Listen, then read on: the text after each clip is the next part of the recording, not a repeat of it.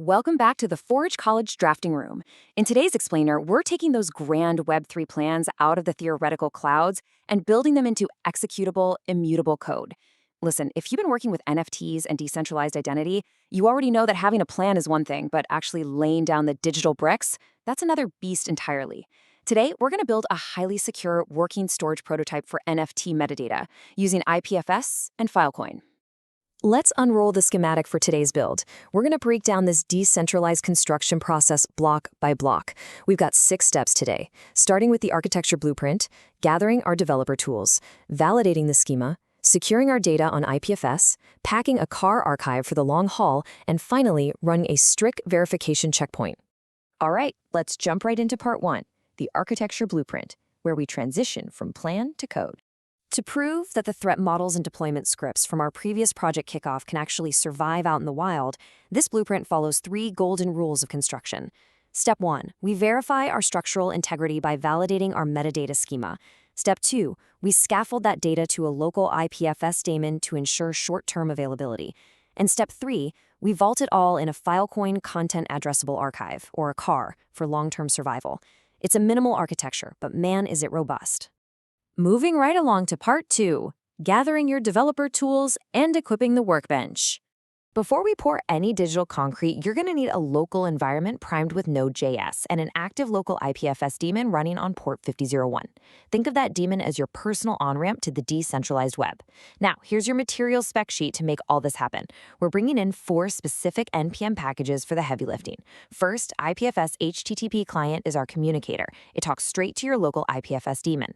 ipfs-car acts as our packer to produce the archive files from our local content. Then, AJV is our inspector, handling the super strict JSON validation against our schema. And finally, fs-extra just manages the standard file system tasks. Grab those 4 and you've got everything you need to build an immutable foundation. Okay, part 3, validating your NFT schema, also known as the inspection phase. Look, we have to start with this seriously rigorous inspection phase here, because a typo in immutable storage is literally forever. If you misspell an attribute on a decentralized network, that spelling error is embarrassing for eternity. You can't just go in and update a database row to fix it. So, the million-dollar question for us as architects is, how do we programmatically guarantee our foundation isn't cracked before we start building on top of it? How do we physically stop inconsistent, broken metadata from entering our storage layer in the first place? Well, the secret is in our validation script. We use that AJV package to compile our JSON schema, and it just brutally rejects any sample metadata that doesn't perfectly match our design laws. Take a look at that if not valid statement. If the data fails, boom, we trigger a process.exit too. The entire build just halts. We are basically enforcing schema compliance as an absolute mandatory gate before any content is ever allowed onto IPFS. Which brings us to part 4, securing metadata on IPFS, scaffolding the data. So, with our sample JSON officially passing inspection, our custom add metadata JS script hoisted up onto the decentralized network via our local daemon, and it returns something magical, a CID, a content identifier. This is the canonical, cryptographically secure hash that represents your stored data. I literally cannot stress this enough. This string of characters is the absolute most important structural artifact of this entire build. It's the fingerprint of your data.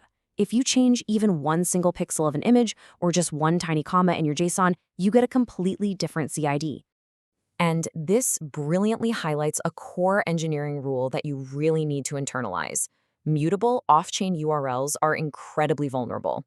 A centralized web address can break, the domain can expire, or worse, the server owner can quietly swap out your precious NFT image for a picture of a rug. But canonical CIDs? They act as the single source of truth. Always, always reference the immutable CID in your on-chain pointers. Never trust a standard URL for off-chain metadata. Just don't do it. Let's roll right into part 5, packing a car archive and building the long-term vault.